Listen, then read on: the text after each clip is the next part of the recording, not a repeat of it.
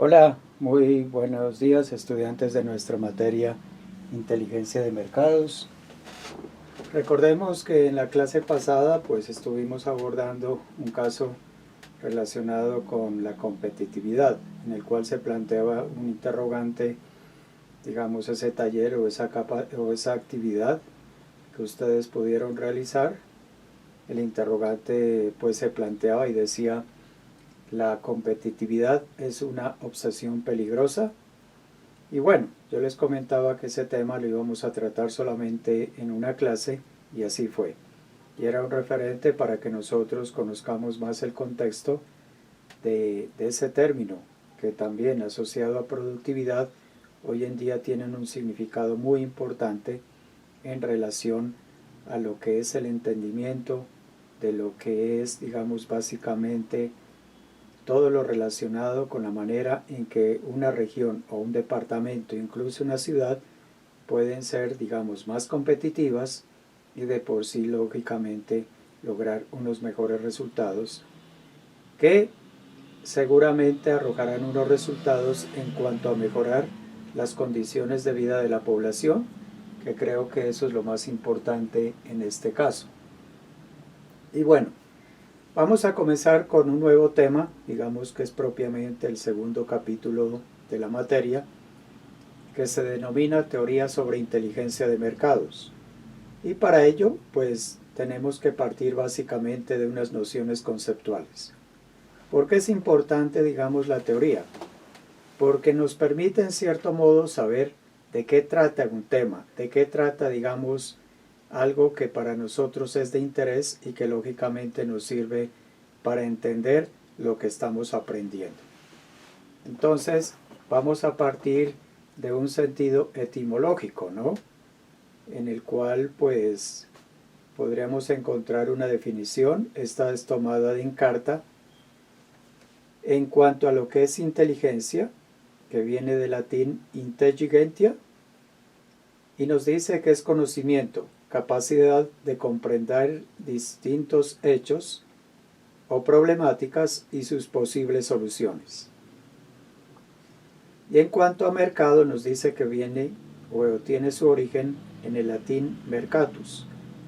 Es el conjunto de compradores y vendedores que por medio de sus interacciones reales o potenciales determinan el precio de un producto o de un conjunto de productos. Y podríamos decir que esta definición de mercado pues tendría lugar en relación a ¿qué?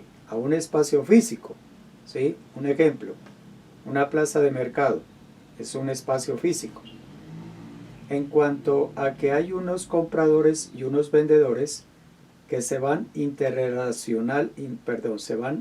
interrelacional, y lógicamente ahí vamos a tener unos productos en los cuales los vendedores determinan el precio y lógicamente vamos a tener también una cantidad o una serie de productos como tal. Ahora bien, cuando hablamos de mercado, y eso lo aprendimos seguramente al inicio de nuestra carrera, nos dijeron los profesores que existen unos mercados que son, primero, un mercado de bienes, que en muchos casos pues lo asociamos con productos, y lógicamente unos servicios. Pero también existe un mercado laboral y un mercado de capitales. Ese mercado laboral y ese mercado de capitales constituyen lo que se denomina mercado de factores y tienen que ver con la interacción entre oferta y demanda y unos precios de mercado. Si nos damos cuenta, este mercado laboral y este mercado de capitales seguramente tienen una concepción más de temáticas de economía, más digamos de mercadeo.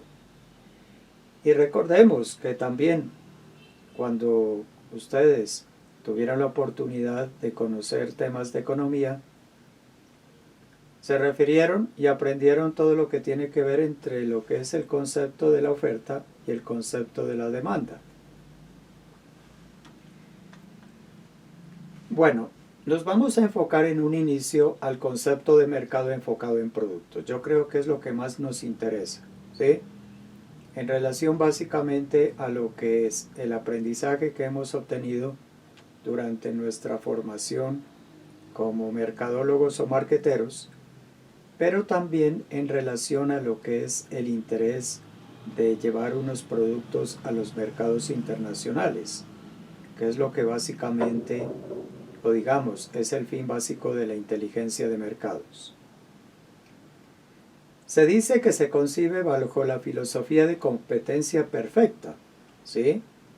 Y bueno, también un contexto o un concepto de economía, que lo vamos a recordar, tiene que ver con lo que es la competencia perfecta.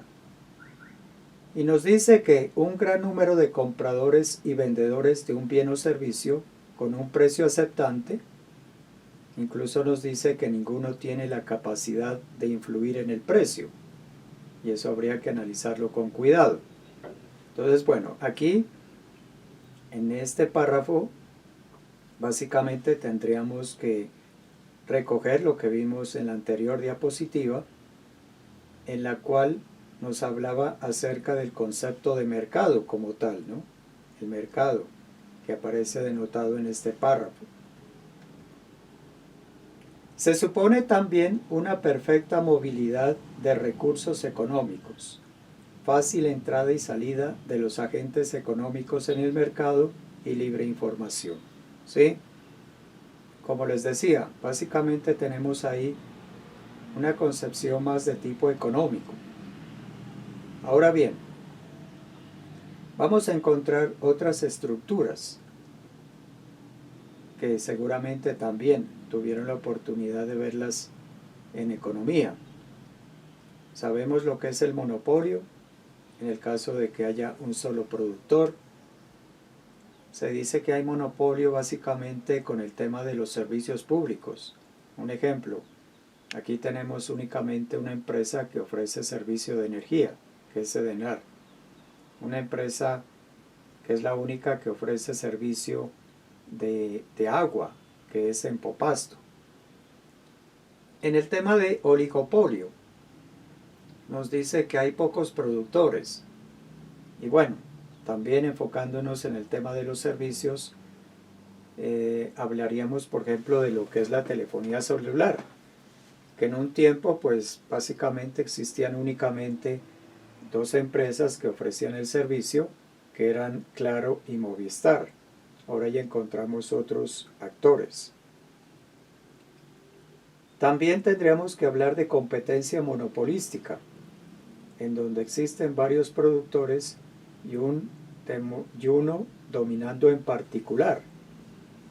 Entonces, volviendo al tema de las empresas de telefonía celular, dicen que Claro tiene, digamos, como un tema de monopolio, y enfocándonos a lo que se habla en cuanto a lo que es la competencia monopolística. Y el monopsonio, en donde existe un único comprador o demandante en lugar de varios. Aquí hablamos de empresas que contratan con el Estado, ¿sí?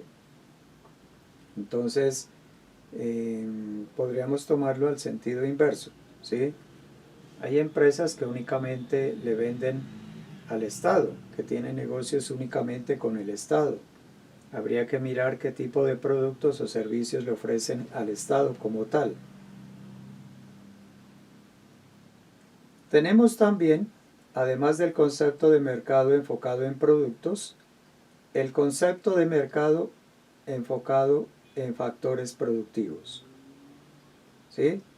Entonces recordemos que estamos analizando básicamente lo que aparece relacionado en esta diapositiva, en donde yo les hablaba de que cuando hablemos de mercadeo tenemos que considerar tres tipos de mercados. Entonces ya hablamos del mercado enfocado en productos y ahora vamos a hablar del mercado enfocado en factores productivos, tanto en lo laboral como de capitales. En relación de esto pueden evidenciarse estructuras de mercado desde monopolios hasta monopsonios. Y nos dice que el conocimiento de los mercados depende esencialmente de la información que se tenga de cada una de las variables que inciden en ellos. ¿Sí? Bueno, eso es algo conocido para nosotros, ¿no? Entonces, sabemos que para poder vender un producto o para tener un éxito en un mercado, pues es importante conocer las variables que de una u otra manera tienen lugar en función de lo que es el marketing o el mercadeo, ¿sí? Y nos dice que lógicamente esa información es supremamente importante en relación a ese conocimiento que nosotros queremos obtener. Hay que tener un particular interés en cuanto a conocer las variables que inciden en la demanda y la oferta, así como los factores sociales, políticos, ambientales, etc., que pueden llegar a afectar positivamente o negativamente su interacción. Y también recordemos que también al inicio de nuestros estudios de la carrera nos hablaban acerca de que existen unos factores, pero para nosotros era como más unas variables del entorno, que en cierto modo influyen y que lógicamente tienen una incidencia muy fuerte en relación al éxito o el fracaso que pueda tener una empresa y en relación a lo que es también el tema de mercadeo. Entonces asociamos no solamente el factor económico, que ya lo hemos venido hablando, sino también unos factores sociales, políticos, ambientales que tienen lugar en un país, en una región, o en la interacción que tiene la empresa con sus diferentes stakeholders o grupos de interés. ¿Qué nos dice esta diapositiva? La información que se tenga de los mercados. Entonces, seguramente pues ustedes vieron la materia sistemas de información de mercados y ahí pues lógicamente teníamos un referente en cuanto a lo que estamos viendo en el día de hoy. La información que se tenga de los mercados no proporciona en sí misma el conocimiento, pero sí es la llave que permite abrir sus puertas. ¿Sí?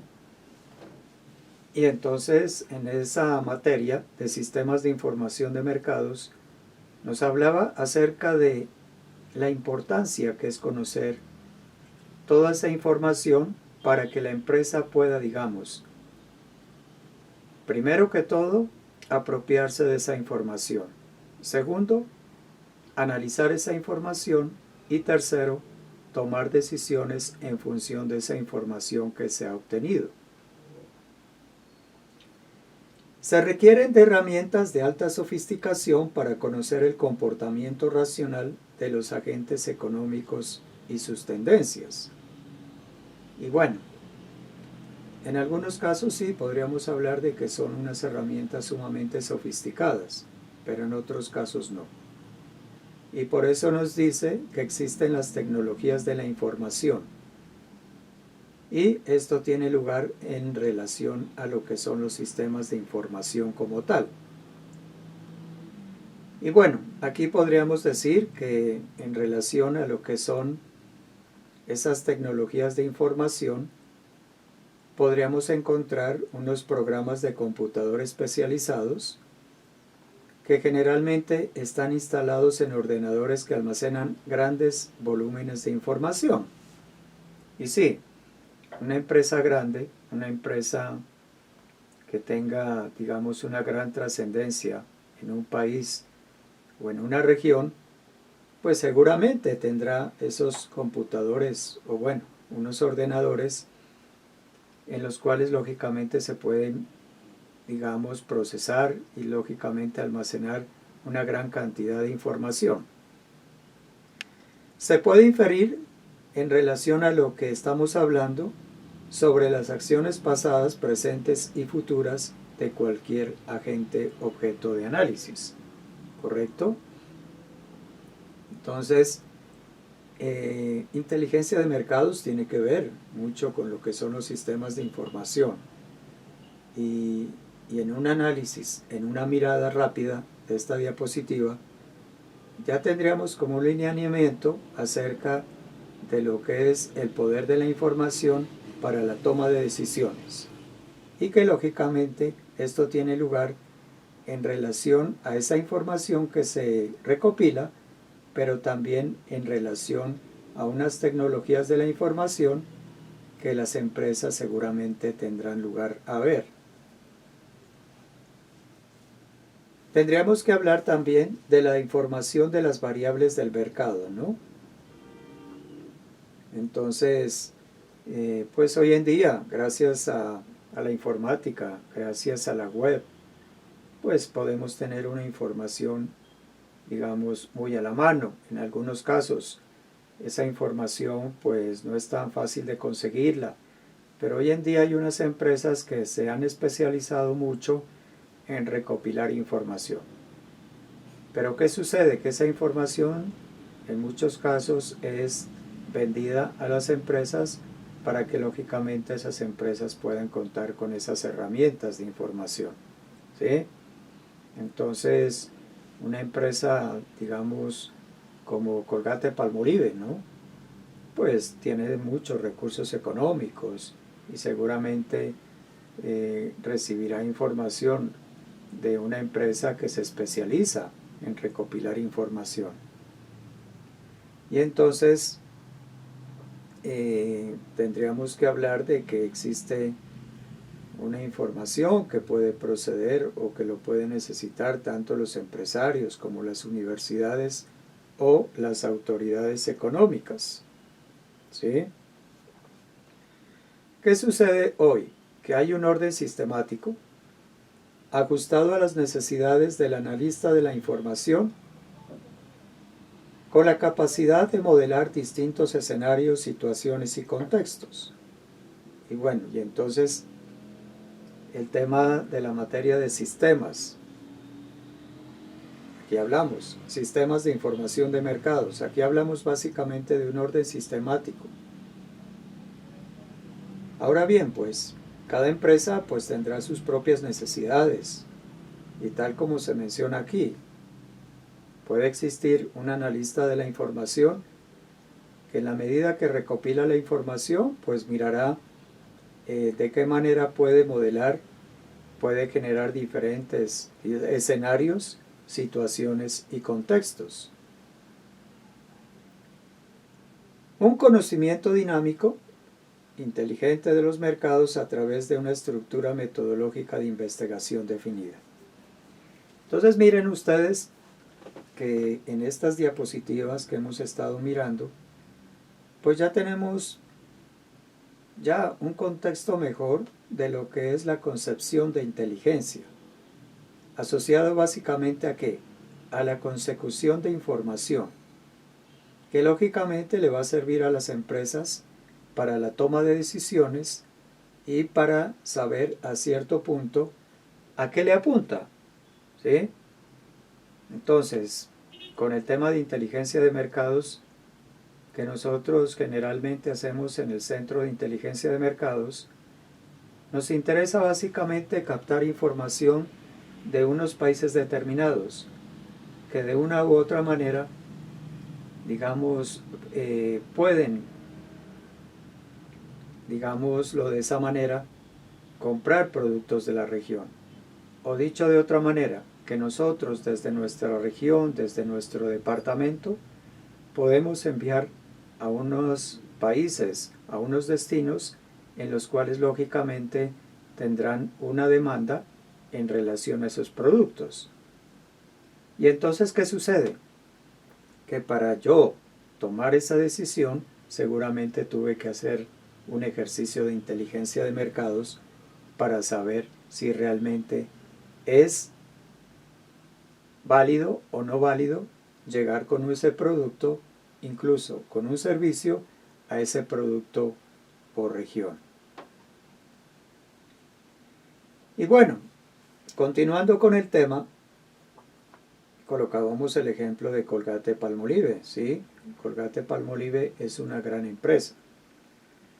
Y bueno, tendríamos que también hablar de algunas medianas empresas, que de por sí, pues, aquí en Nariño no tenemos grandes empresas. podríamos decir que existen unas medianas empresas que yo creo que no pasa más de 3 o de 4. Esas grandes y medianas empresas tienen capacidad financiera y de talento humano suficiente para hacer los análisis de la información.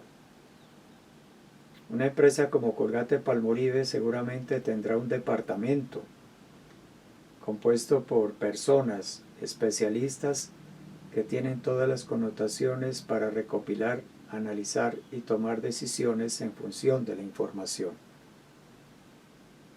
Y esto conduce a una situación favorable a la hora de tomar decisiones estratégicas frente a las empresas pequeñas. Claro, una empresa pequeña pues no tiene los recursos, no tiene, digamos, el capital suficiente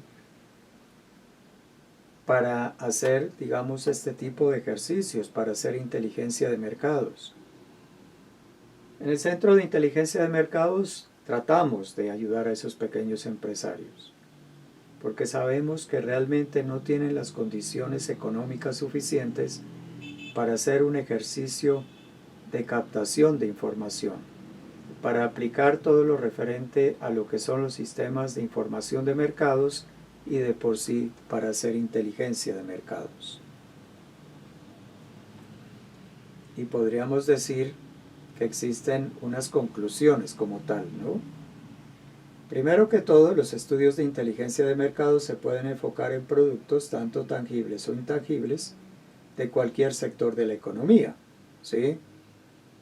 Entonces, yo les comentaba al inicio de la clase que generalmente nos enfocamos más hacia el tema de productos, pero pues hay países, hay regiones, incluso ciudades que también ofrecen unos servicios que tienen un gran potencial de llegar a unos mercados internacionales. Yo les comentaba en la clase pasada acerca de lo que es la constitución del clúster de las TICs.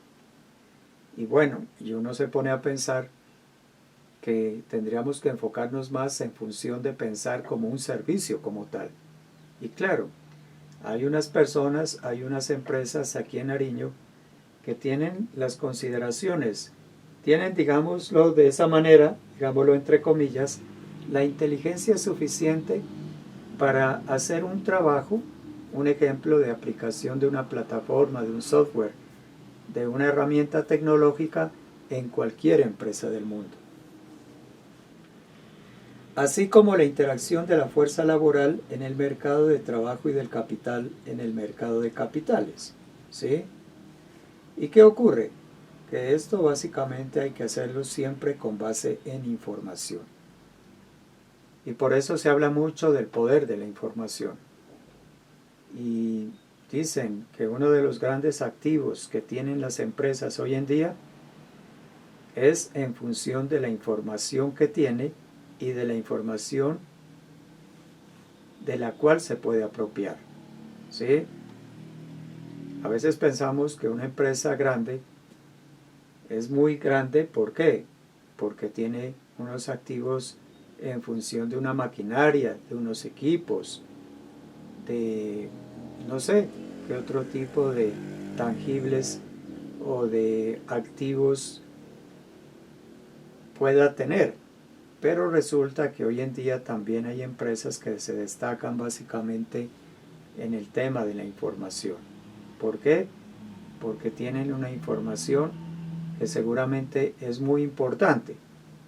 Un ejemplo, una empresa como Bavaria o SAP Miller tienen una base de datos que es de las mejores que puede existir en Latinoamérica. Pero lógicamente nos estamos enfocando esa información aquí en Colombia.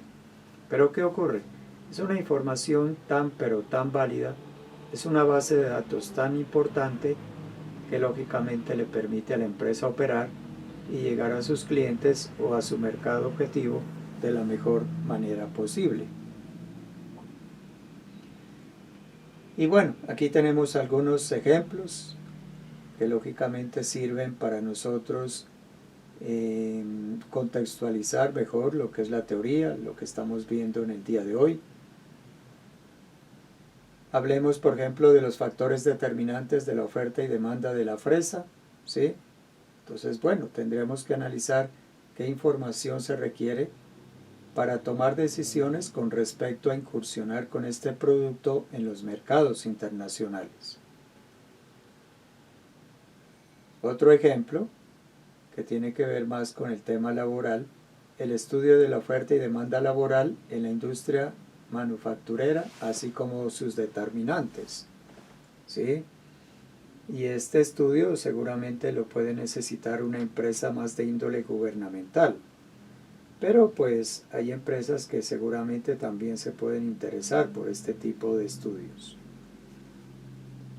Pero también es identificando el país con el cual se quiere tener transacciones económicas. Y aquí nos dice entre paréntesis, el conocimiento de los acuerdos comerciales que tiene el país con el resto del mundo. Entonces, un estudiante de comercio internacional debe tener claro cuáles son esos acuerdos comerciales. Recordemos que el más conocido y el que, digamos, tuvo mucha trascendencia en el último tiempo, tenía relación con el Tratado de Libre Comercio con Estados Unidos, el TLC. Es un acuerdo comercial, ¿sí? Entonces, muchas empresas pues identificaron Estados Unidos como un país sumamente importante para tener negocios de tipo comercial en función básicamente de ese acuerdo que les permitía obtener unas mejores ventajas competitivas y comparativas en relación con el comercio con otros países del mundo. Y luego analizar las tendencias que tiene en cuanto a la compra internacional de productos. Entonces también yo les había comentado que la inteligencia de mercados no se cimenta o se realiza únicamente en función de lo que es el tema de exportaciones. También es importante considerar lo referente a las importaciones, sobre todo porque hay empresas que necesitan mucha materia prima que se consigue seguramente en otro país o en otros países. Entonces, qué mejor que hacer estudios de inteligencia de mercados para saber cuál es la mejor ventaja en cuanto a la compra de esos productos en un país determinado. También la contratación de mano de obra extranjera, claro, porque recordemos, bueno, ahora ya no tanto, pero hace un tiempo, bueno, relativamente lejano, 20, 30 años para atrás, pues no teníamos aquí el recurso humano suficientemente formado para trabajar en algunos aspectos o en algunas áreas claves de algunas empresas. Entonces, había necesidad de ¿qué? De hacer inteligencia de mercados en función de la contratación de mano de obra extranjera. También en cuanto a la recepción de capital extranjero de corto y largo plazo, ¿sí? Y bueno, un ejemplo, volvamos con el caso de Bavaria. Incluso hasta el mismo éxito, ¿sí? En algún momento, pues Bavaria se dio cuenta de que necesitaba más recursos para poder sacar nuevos productos, para instalar, para abrir nuevas plantas de producción en Colombia. Y entonces, ¿qué ocurre? Pues tuvieron que hacer un análisis con respecto a la consecución de un socio extranjero. Y ahí apareció Saab Miller.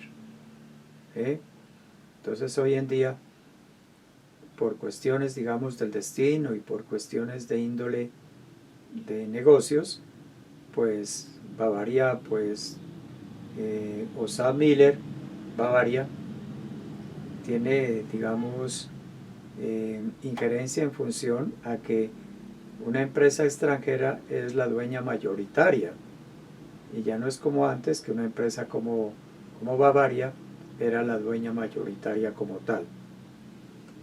El otro ejemplo tiene lugar con el tema del éxito, ¿no? Lo mismo. Y ahí sí que había una competencia muy fuerte. Entonces, en un tiempo, los dueños del éxito una empresa pues antioqueña, se dieron cuenta de que había una competencia muy fuerte en Colombia y que se avecinaba una competencia que iba a llegar lugar o que iba a llegar de unos países extranjeros. Y bueno, eso sucedió, ¿no? Recordemos que llegó aquí a Pasto Carrefour, cuando recién abrieron Unicentro, llegó Carrefour y sucedía que Carrefour ya estaba en otras ciudades de Colombia.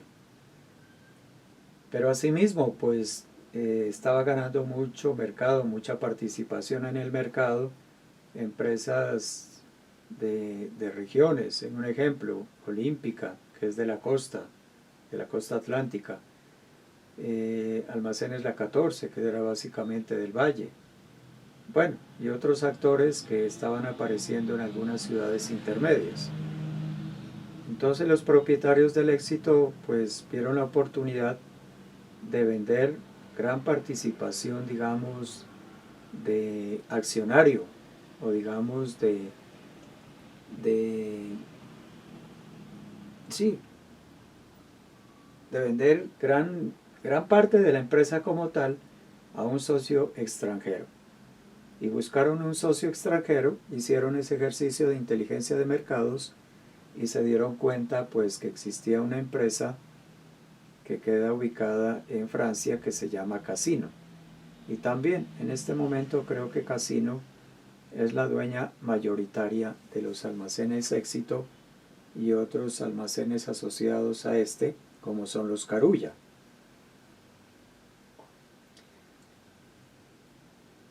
Y bueno, ya enfoquémonos básicamente a este tema que es la inteligencia de mercados para productos. ¿Sí? Inteligencia de mercados para productos.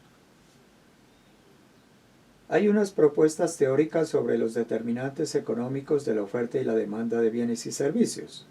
¿Sí? Y ahora que leo de nuevo este tema de oferta y demanda, pues recuerdo lo importante que es la cimentación, el conocimiento que ustedes tienen de lo que es el área económica, de lo que es la economía como tal. Y ahí es donde uno dice, realmente era básico y era muy importante que los estudiantes tuvieran un conocimiento en temas económicos. Y por eso ustedes durante 3 semestres tuvieron la oportunidad de ver materias y temas relacionados con economía. Y bueno, ¿qué nos dice esta diapositiva? Se puede decir que la compra de un producto final o intermedio está en función de variables como el precio, el ingreso de las personas, que en este caso pues tiene lugar con lo que es el concepto del mercado objetivo, el precio de otros productos, que podríamos hablar de unos productos sustitutivos o complementarios, el tamaño del mercado, las preferencias de los consumidores, etcétera, que pueden incidir en su resultado. ¿Sí? Y esto es algo conocido para nosotros. La compra de un producto, pues yo voy a comprar un producto, pues seguramente tengo que analizar y considerar este tipo de variables que aparecen denotados aquí. Ahora, pues una empresa que quiera comercializar, que quiera vender, que quiera producir un producto como tal, lógicamente también debe considerar esto. Debe mirar claramente y tener claro cuál va a ser ese precio. En el caso del mercado objetivo, pues tengo que saber cuál es el ingreso, cuál es la capacidad adquisitiva que tienen las personas que van a comprar mi producto o a usar mi servicio. Tendríamos que considerar el tamaño del mercado. Tendríamos que ver las preferencias de los consumidores, en fin. Muchos conceptos que para ustedes son conocidos y que lógicamente están en función de lo que es el marketing y lo que es la compra de un producto o la venta de un producto como tal por parte de una empresa. Ahora bien, la venta de un producto depende del comportamiento de variables como el precio, los costos, la tecnología, el número de vendedores, los impuestos y las expectativas. ¿sí? Entonces, ¿qué ocurre? Que, claro, una empresa que va a fabricar un producto, lógicamente, si va a asignar un precio a ese producto, debe colocarle mucho interés a lo que es el costo que tuvo ese producto. Tendría que analizar a fondo cuál es el costo de la materia prima, cuál es el costo de la mano de obra, cuál es el costo de esos materiales indirectos de fabricación. Tendría que analizar muy bien qué tecnología es necesario tener, incluso en un futuro qué tecnología de pronto se avecina para que esa empresa pueda lograr un crecimiento y sostenerse en el mercado. Temas que de por sí pues son básicos, ¿no? Considerar qué número de vendedores. Una empresa grande que quiere cubrir un mercado nacional seguramente irá con propiedad que necesita un número de vendedores para cubrir suficientemente a toda Colombia. El tema de impuestos y otras expectativas que se denotan aquí como tal. Y aquí tenemos esta figura en cuanto a los determinantes de la demanda y la oferta de un producto. ¿Sí? Bueno, no sé si ustedes en economía tuvieron lugar a conocer, digamos, estas fórmulas que básicamente tienen lugar con lo que son esos determinantes de demanda y oferta. Y bueno, para comprender mejor estos temas, pues vamos a ver dos videos. Primero, los determinantes de la oferta. Veamos este video.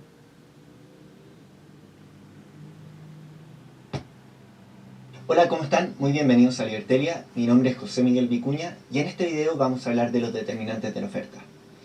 Antes de partir nombrando todos los determinantes de la oferta, entendamos qué son los determinantes. Y aquí la creatividad de los economistas se ve que es bastante nula. Son las variables que van a determinar la cantidad ofrecida en un mercado. Entonces, ¿qué variables van a determinar o van a causar un efecto en la cantidad ofrecida? Esos van a ser los determinantes. Entonces, siempre tenemos que pensar que queremos ver qué va a pasar con la cantidad ofrecida. Ese es nuestro resultado, esta es nuestra variable dependiente.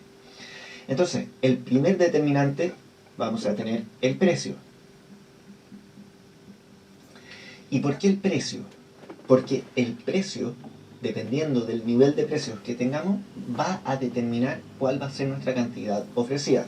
Y esto lo conocemos a través de la ley de oferta, que nos dice todo lo demás constante, frente a un aumento en el precio de un bien o servicio, su cantidad ofrecida va a aumentar. Esto lo podemos graficar en un gráfico de la oferta, donde vamos a tener cantidad, precio, y estamos viendo la curva de oferta, y vamos a tener una curva de oferta con pendiente positiva. Entonces, si es que cambia el precio, lo que vamos a estar teniendo es que vamos a pasar desde el precio 0, si es que aumenta, vamos a llegar a un precio 1, y al precio 0 la cantidad era cantidad 0, y al precio 1 la cantidad 1. Entonces, si es que cambia el precio, vamos a tener un cambio a lo largo de la curva de oferta que va a hacer que aumente la cantidad en nuestro ejemplo. Entonces, tengan harto cuidado con esta parte, porque cambios en el precio solo genera cambios a lo largo de la curva de oferta. Es decir, que pasamos de este punto de acá a otro punto, que sería el punto del precio 1 y cantidad 1. Y ahora entendamos por qué un cambio en el precio genera un cambio a lo largo de la curva de oferta. Y eso se da porque el precio está en nuestro gráfico. Estamos mostrando en el eje vertical el precio del bien o servicio. Entonces, a medida que cambia este precio, nos vamos a ir moviendo a lo largo de la curva de oferta. Pero hay otras variables que no están en el gráfico y que no están representadas por los ejes, donde solo tenemos en el eje vertical el precio y en el eje horizontal la cantidad, que es el resultado, es lo que queremos observar. Y estas variables van a generar otros tipos de cambios, no movimientos a lo largo de la curva de oferta, sino que van a ser otros movimientos. Partamos con el primer determinante, que es el más obvio, que vendría siendo el precio de los insumos. el precio de las cosas que yo necesito para poder producir mi bien o servicio, y ese precio, si es que empieza a cambiar, va a generar cambios en la cantidad ofrecida. Entonces tenemos precio, insumos. El precio de los insumos ya no va a generar cambios a lo largo de la curva, porque no tenemos reflejado el precio de los insumos en nuestro gráfico. Pero lo que sí va a generar va a ser desplazamientos en la curva de oferta. Y para poder analizar eso tenemos que dejar fijo el precio y solo mover el precio de los insumos, ninguna otra variable. Y ahí vemos cuál es el efecto en la cantidad ofrecida. Y, por ejemplo, podríamos tener que la cantidad ofrecida aumente a cualquier nivel de precio y dado el cambio en el precio de los insumos va a causar un desplazamiento en la curva de oferta. También podría ser un desplazamiento hacia la izquierda, por acá, oferta doble prima, dependiendo de cuál sea el cambio del precio de los insumos. Otro determinante va a ser la tecnología. Y dependiendo de qué tecnología estemos ocupando y si hay una mejora tecnológica o si disminuye la tecnología disponible para poder producir, también va a generar desplazamientos de la curva de oferta a la derecha o a la izquierda, según sea el caso. Un cuarto determinante de la oferta y que va a causar también desplazamientos en la curva de oferta va a ser el número de oferentes. Y el número de oferentes, si es que empiezan a haber más empresas que quieren ofrecer sus productos, vamos a ver que a un precio la cantidad ofrecida va a empezar a aumentar. En cambio, si es que estamos en una industria o en un mercado donde están saliendo empresas a un mismo precio, cualquiera sea el precio, la cantidad ofrecida va a empezar a disminuir porque hay menos empresas que están ofreciendo sus productos. Lo que va a generar el número de oferentes también va a ser un desplazamiento de la curva de oferta. También tenemos las expectativas, que hace relación a qué esperan los oferentes, qué va a ocurrir con el precio de este bien o servicio en el futuro. Y dependiendo de qué esperan que vaya a ocurrir en el futuro, podríamos ver desplazamiento de la curva de oferta hacia la izquierda o hacia la derecha.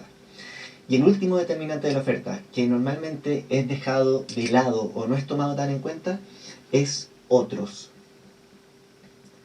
Y parece ridículo de que otros factores sea el más importante. Y la razón de que es tan importante es que estos otros factores van a depender de cada industria o de cada mercado en particular. Puede haber un mercado que, por ejemplo, es muy dependiente de otro factor que no está incluido en estos determinantes. Un ejemplo muy claro de otros factores que afectan a una industria en particular puede ser el mercado agrícola, donde los productores de, por ejemplo, fruta, pueden ver reducida su producción y su cantidad ofrecida, es decir, que la oferta se desplaza mucho a la izquierda si es que hay sequía ese año. Y si es que hay sequía, no pueden regar los frutos y los árboles frutales y por lo tanto no pueden cultivar su producto. De esta manera, otros determinantes que sean exclusivos para una industria pueden ser muy importantes y explicarnos muchísimo de qué ocurre con la cantidad ofrecida. Esa es la gracia y por qué es tan importante este otros, a pesar de que muchas veces no se toma tan en cuenta. Entonces, resumiendo, los determinantes de la oferta son las variables que van a afectar a la cantidad ofrecida, que es la respuesta de nuestro modelo de la oferta. Estos determinantes los vamos a poder dividir según el tipo de efecto que generan en la curva de oferta. Y si partimos con el precio, vemos que solo el precio va a generar cambios a lo largo de la oferta. En cambio, cualquier variación en los otros determinantes que no están graficados van a generar un desplazamiento de la curva de oferta a la derecha si es que aumenta la cantidad ofrecida o a la izquierda si es que disminuye la cantidad ofrecida. Y otros determinantes que pueden generar desplazamientos de la curva de oferta sería el precio de los insumos, la tecnología, el número de oferentes, las expectativas que tengan sobre el futuro y otros factores que van a depender de cada mercado o cada industria. Si no te gustó este video, ponle dislike. Bueno, seguramente pues recordamos un poco acerca de lo que es esta fórmula. Sin embargo, pues es una interpretación diferente y me parece muy válida la que nos hace, digamos, ese expositor. Y en relación a la demanda, bueno, lastimosamente el link no lo tengo en este momento disponible, ¿correcto? Pues trataré de recopilarlo para que ustedes puedan ver el video referente a las determinantes de la demanda, ¿ok? Y bueno, ¿qué nos dice el material que tenemos en la clase del día de hoy? Las tesis de los economistas neoclásicos, que están basados en mercados que tienden a la competencia perfecta, sugieren que la demanda de un producto disminuye si su precio aumenta, o si el precio de los productos complementarios aumenta, ¿sí? Tiene que ver mucho con lo que es la ley de la demanda como tal. Y la demanda del producto aumenta, se aumenta el ingreso de las familias objetivo, el precio de los bienes sustitutos, la población y los gustos por el producto, ¿sí? Pues son nociones económicas que también seguramente ustedes las recuerdan.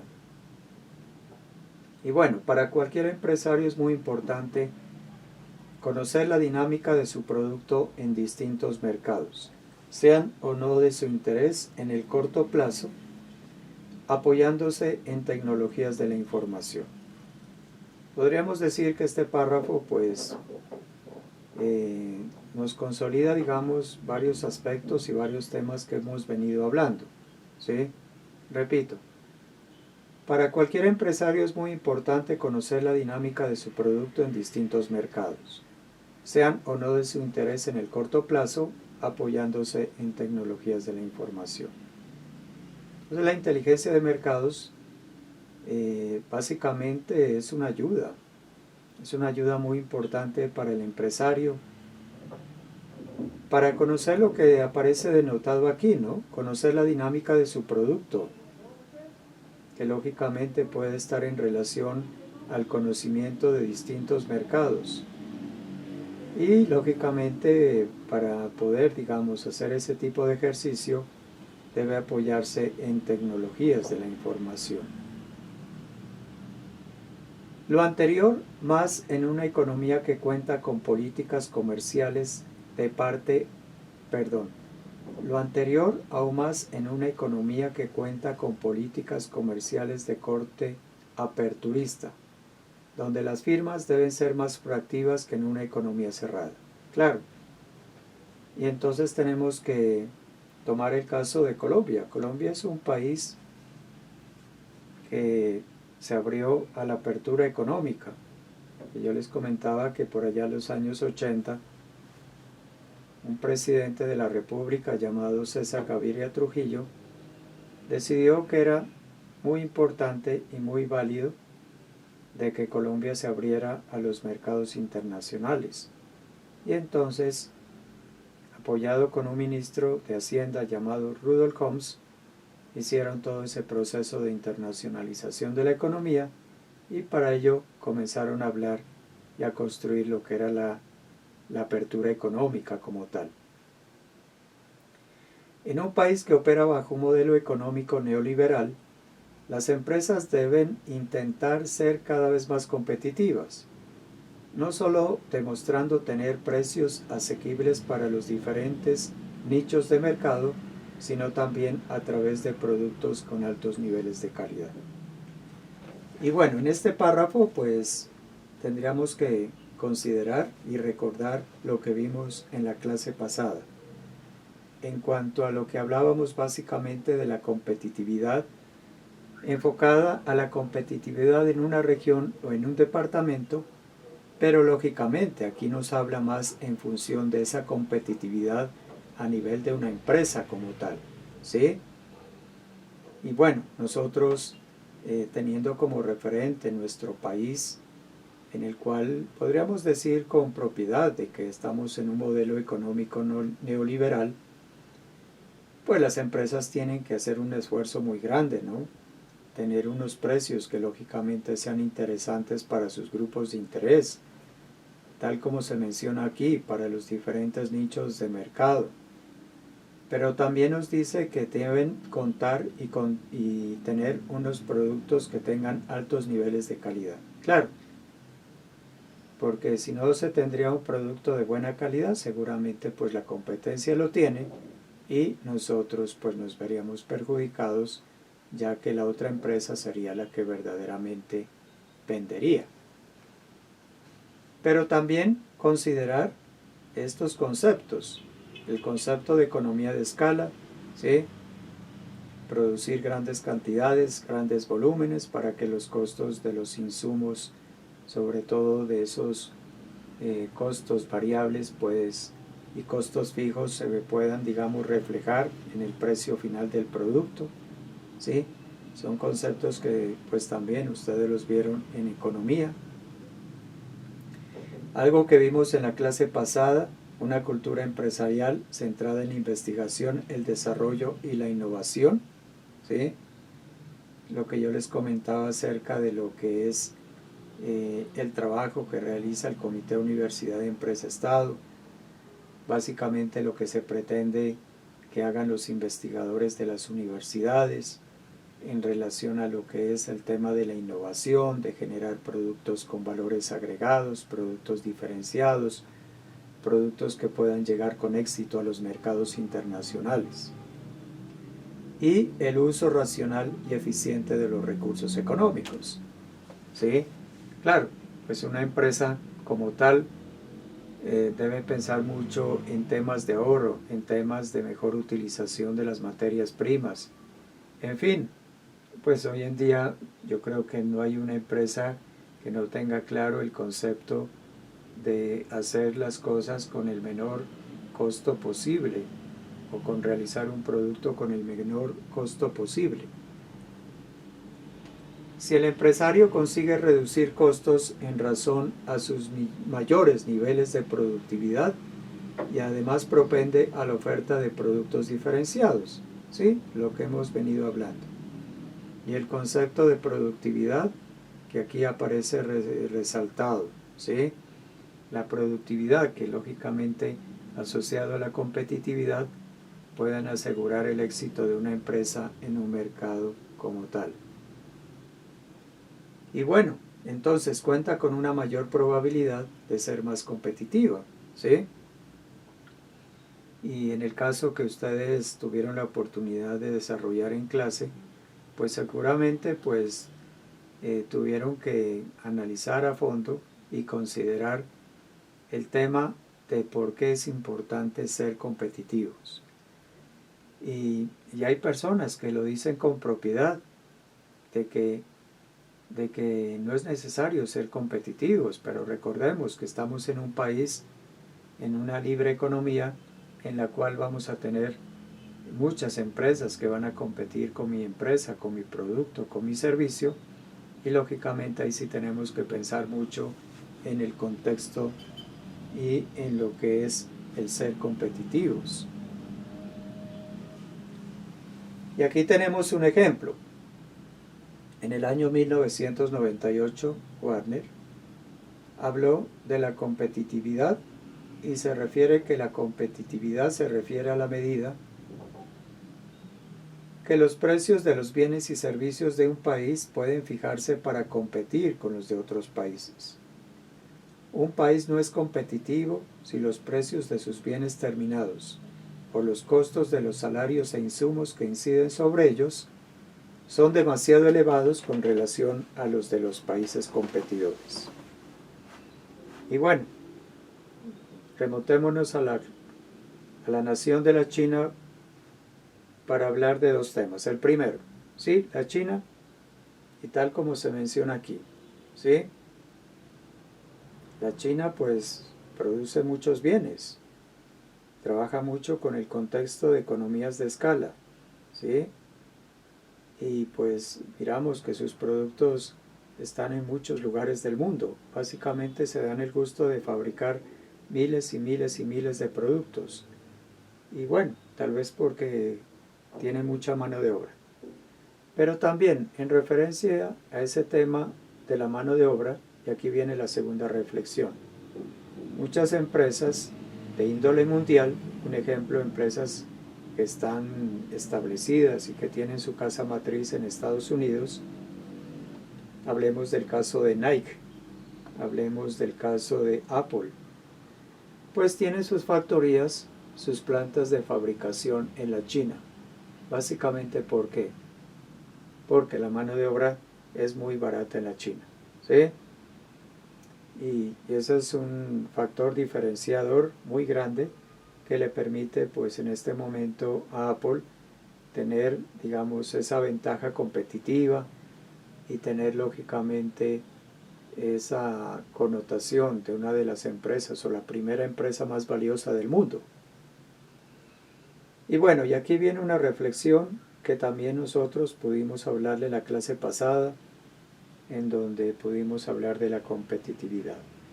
Y se plantea con este interrogante: ¿y la tecnología es quizás el factor más importante para obtener rendimientos a escala? ¿Sí? Y aquí entre paréntesis nos dice: temas de procesos de aprendizaje por la práctica y la transferencia tecnológica a partir de la investigación, el desarrollo y la innovación, el capital humano, entre otros. ¿Sí? El factor más importante para obtener rendimientos a escala. ¿Sí? Entonces, bueno, lastimosamente, pues aquí en Colombia, pues no se tiene la última tecnología, ¿no? Sí, hay unas empresas que son grandes y que lógicamente tienen los recursos económicos para tener las últimas tecnologías, las últimas innovaciones que puedan existir en el mercado. Pero hay otras, como estas pequeñas que tenemos aquí en nuestra región, en nuestro departamento, pues que no tienen el recurso económico para tener esas tecnologías que lógicamente les permitiría en algún momento, primero, ser competitivos y segundo, poder llegar de mejor manera a los mercados internacionales, incluso hasta los nacionales. Y aquí tenemos un ejemplo. Nos dice que para que una firma pueda crecer en el largo plazo, es necesario dirigir sus esfuerzos tecnológicos hacia el capital real, mediante planes de inversión que amplíen o renueven la propiedad, la planta y el equipo. También realizar investigación más desarrollo, capacitar a sus empleados y asimilar las técnicas aplicadas por sus competidores y proveedores. ¿Sí? O sea, ese ejemplo es el escenario ideal, ¿no? Ahí tendríamos, digamos, como una connotación de lo que se debe hacer, del ejercicio como tal.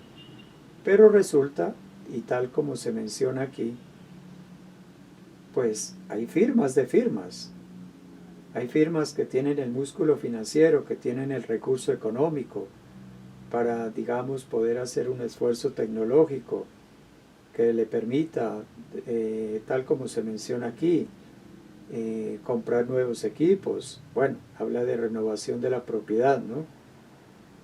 Tener unas mejores plantas, realizar esa investigación, ese desarrollo. El tema de capacitación, empresas grandes que incluso se dan el lujo de enviar a su personal para que se capacite en otros países del mundo. Y bueno, eso es algo que lógicamente tiene lugar en referencia a lo que es la tecnología y en relación a lo que tiene que ver con este tema de inteligencia de mercados para productos. Y bueno, seguimos hablando del tema de competitividad y aquí está este interrogante y dice: ¿y el ser competitivo es una condición necesaria en una economía de mercado porque beneficia directamente a los consumidores, quienes buscan constantemente productos que favorezcan su satisfacción? ¿Sí?